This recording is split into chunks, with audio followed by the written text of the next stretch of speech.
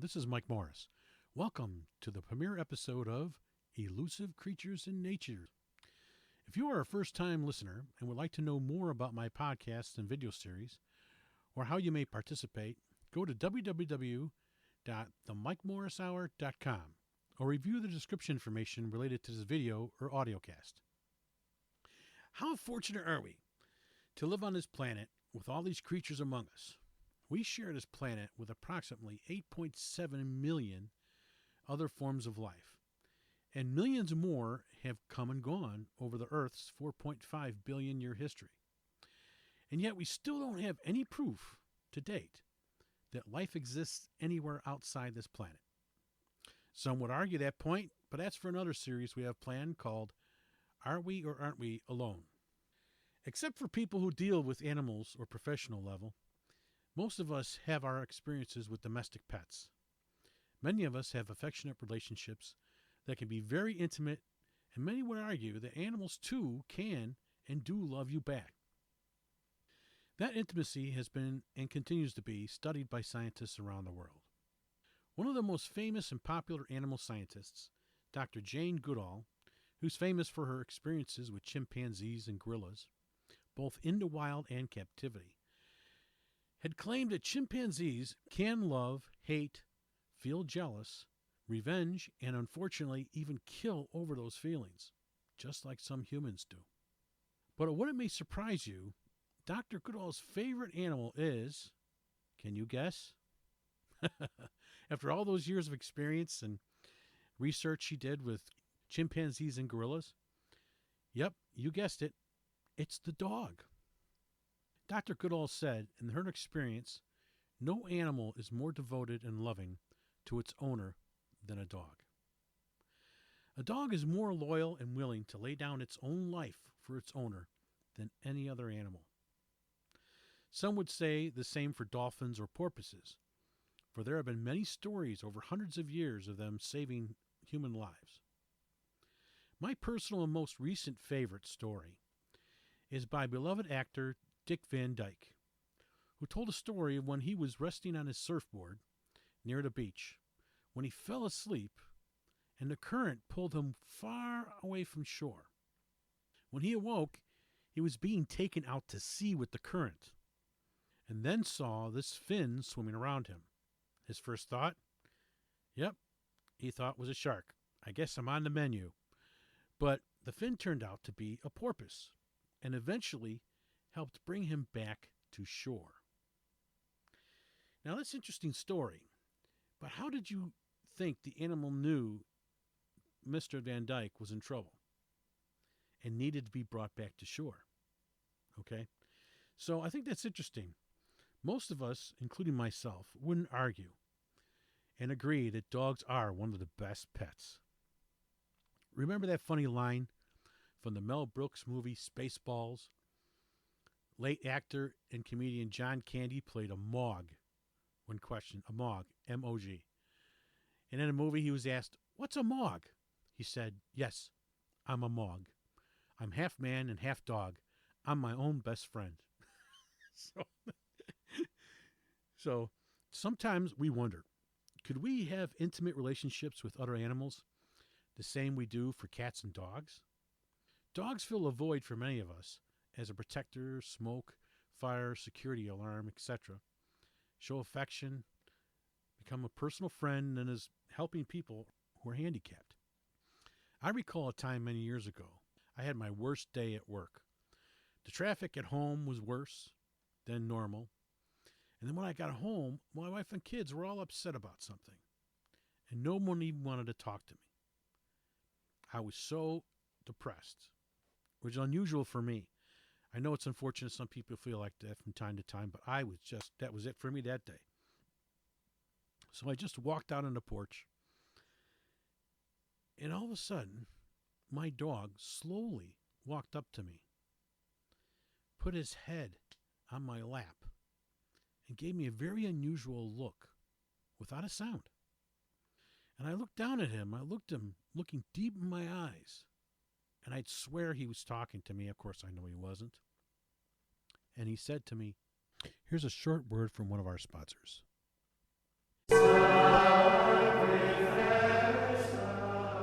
Hello, welcome to Father O'Reilly's online public confessions. This is where I read the email that gets sent to me, asking me the questions about some of the things I need to do as a priest. Let's answer an email here I have from a letter from Marvin Bagelstein. He says, Father, tell me, how do you give an atheist their last rites? What do you say to them? Boy, Marvin, that's a good question. Because, from time to time, I do come across a fellow or two who's an atheist, and it's my job as a man of the cloth to give him his last rites. So, I'll tell you what I do, Marvin. I ask them to gently place their hands behind their neck and then slowly raise their legs over their heads. And then I get close and I whisper in their ear to kiss your sorry ass goodbye. You're going straight to hell, you son of a bitch. That's what I tell them, Marvin. Okay. I got time for one last question from a gentleman named Harry Quint. Okay. Harry says, Father, how come nuns and sisters can't give confession? I say, actually, what a coincidence you asked me that, Harry. We are presently running the pilot program, testing this as I speak. We now have Sister Mary Motherfucker in the next room. Let's see how she's doing. Let's listen in, shall we? Oh, sir, can't you see that? Could you please just let me? We're all sinners. Okay. He's not going to force you to do it. You're sinning right now. No, I'm not, motherfucker. You fucking accuser. Get the fuck out of here, you fucking accuser. You motherfucker. Oh, that doesn't seem like it's doing very well. Oh, saints preserve us. Not good at all. I need to pick me up. To the teeth, past the gums. Look out, Tommy, here it comes. May you be in heaven an hour before the devil knows you're dead. Oh, just what I needed. Okay, God bless you all. No more time. And get your asses back to church. Hey, Dad. I know you feel bad. Don't worry. Everything's going to be just fine. I immediately gave me a sense of appreciation and helped make me feel better almost immediately. So I know how important that could be to people who are lonely or need that companionship. I sometimes wonder, while I study the present and future capabilities of artificial intelligence, if we will ever have entities, robots, or synthetic replacements for pets. You say never? Well, imagine a pet that knows everything you like, and I mean everything, listens and understands your every command and request in any verbal or sign language you ever spoke or could ever speak. It never sleeps, eats, poops, or pees on the rug or sofa, never needs walks, could never bite anyone or begin barking unless commanded or programmed by you, requires no training time or trips to the vet, and all it needs is an occasional wireless upgrade or firmware and never grows old, and it can be any breed and non-allergic hair of your choice. And all that with a guarantee and warranty. Now, how tempting does that sound? I know what you were thinking. No puppies, no this and that, but I personally believe we will be more likely to see this type of robotic companion in our homes with or without real pets, way before we will see human-looking droids. Human droids are more likely will be kept in a working environment due to the intimate social problems that humans would have with them. And yes, you heard it. I meant they wouldn't be the problem, we would be. Yes, I meant what I said. It wouldn't be the human droids that created the problems, but the real humans that couldn't deal with them. But then again, the AI stuff is for another series we have planned for future release called AI, Today and Tomorrow. So let's imagine for a moment, and please bear with me. Imagine there was another alien race light years away out in space. And they wanted to see what kind of life forms we humans were like. And instead of having, hey, just like us, why bother wasting your time driving all that way, getting in a car and driving somewhere? Why would they bother spending the resources and the time to come all the way over here to find out what we are like? They would have some kind of high technology. The way we think in our minds and our neuronal firing within the brain, but they have it so much power, they could do it like radio signals, and they do it real quick, like almost like light speed, okay, or faster than light speed. Who knows? This is just an idea, okay, to put us in perspective here. Let's just say that there was that alien race light years away, and they wanted to see what kind of life we humans were like. So they sent an electronic message to Earth.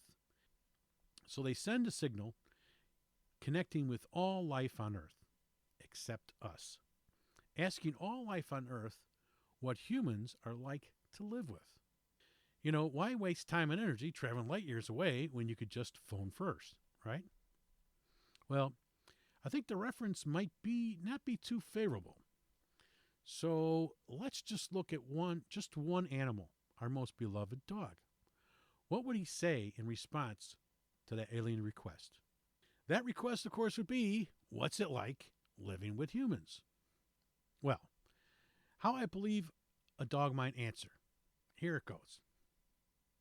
Ring, ring. Hello. So you want to know what it's like living with these humans, huh? Well, I'll tell you this. The guy keeps me locked up all day when he's at work, expecting me not to shit or piss until he comes home. When he does get home, he drags me around on a leash strapped to my neck. He then feeds me the same damn thing every single day. Okay? And then screams and yells at me every time I accidentally piss or shit on the rug or sofa. And if that ain't bad enough, he gets me fixed so I can't get a frickin' hard on. Tell me, at that point, is life worth living? And can you believe it? Having no reason. I'm a dog, okay? Having no reason to hump someone's legs. Okay, you want to answer, you little green unsolicited caller? Here it is. Oh, after all that abuse, at the end of the day, as tough as life is with him, I honestly still love him. And I feel so devoted to him, and believe it or not, I would lay down my life for him. Okay, so that's it. Goodbye, and next time, don't call collect. I believe that's what dogs would say. Are we really the elite being? Are we humans at the top intellectually of all creatures on Earth? We are at most 5 to 7 million years old and have just started showing how unique we are just 200,000 years ago. Yes, the dinosaurs are gone, but they lasted for hundreds of millions of years, and sharks and alligators have been around for at least 60 million years. And every part of their bodies developed for a particular reason and purpose. So, if our neocortex in the frontal part of our brain is mainly responsible for us being so cognitively superior to all creatures on Earth, why and for what purpose are we given this gift? Isn't that a question that we've been contemplating since our existence? We in our lifetime may have the unique opportunity to not only see the reason, but to possibly take part in it by us becoming a multiplanetary species, and eventually, over time, help spread the Earth's life forms to other planets. Oops, here I go again, off track. That talk is more suited for another series I have planned called The Case for Space. So let's keep this series focused on those elusive creatures in nature. A short message from one of our sponsors. Hello, everybody. This is your buddy, Cream of Sung Young Guy here, giving you a shout out on my new restaurant called Wuhan Buffet. Bats. Yep, it's what's for dinner. We have 2 new stay-at-home specials for you. Your choice of bat stew with rice or sauce 2 with pork Yes, very delicious. We are located on the corner of Summit Tower Ridge and Dev Valley. So come see us, okay? Again, this is your buddy, cream of some young guy, saying, see you later, alligator. Oh, that reminds me. We have some alligator stew for you. Bye for now. Remember, bats, it's what's for dinner. We were talking about dog, but many people and other animals, like insects, fish, birds, etc., and they too would swear that those animals do show affection and love. One of the actions that many life forms have that I find fascinating is their ability to flock together and almost instantaneously change direction while maintaining their grouping. When birds do this, it's called murmuration. We see variations of this also in insects, fish, and some mammals. Except for us to do it, we require high-tech, artificial intelligence type of programming. And of course, we can't do it with our bodies, we do it with planes or helicopters, etc. So many creatures have senses that are superior to our own. For example, a bloodhound has 1,000 times the sense of smell compared to a human. I know, impressive. But a bear has 7 times the smell of a bloodhound. A bear can smell a carcass 20 miles away and anything through 3 feet of solid ice. And of course, after you exhale, it may like to try a bite or two of what you ate for breakfast this morning. Predators are some of the smartest creatures, and of course they need to be to catch their prey. I dedicated some of my time over the last few years in researching 3 types of predators. During that time, I read stories of experienced hunters, guides, and other researchers and scientists specializing in these creatures. The more I read, the more I wanted to know. So far, what I have learned, in general, so to speak, is it's actually somewhat fascinating that there may be levels of intellect, intelligence, or senses that we're not aware of. How could someone describe a sense that neither of us have? How do you describe sight to someone who's been blind since birth? If there's other senses, we wouldn't even be aware of them. So, animals I am most interested in are mountain lions, otherwise known as pumas or cougars. Second, bears, including black, brown, and grizzly bear and Kodiak bear. And lastly, the so-called extremely elusive and misunderstood Sasquatch of North America. All right, before I go any further, or you stop listening because you think the last of the 3 is folklore, stop and listen. I believe, just like many of you do, that most stories, photos, and experiences related to that creature are either mistaken identities or other animals outdoors, outdoorsmen, hoaxes, or a combination of all 3. And that includes the famous Patterson film. But when you take into consideration the real extreme levels of senses, of not only sight and smell, but cognitive habitat levels many creatures have over us, along with the old modern history of stories from Native Americans and early hunters, and including recent experiences by respectable people, there is something definitely there worth looking into, and many do. At this point, I need to recommend at least 2 individuals who I believe have unique experiences with this creature, and others. One is a man by the name of David Pilates, the author of 411 books, who researches unique missing people cases in North America. The other is Steve Isdall, a hunting guide with over 30 years' experience in hunting many creatures, including black, brown grizzly, bears, moose, elk, deer, wolves, and others.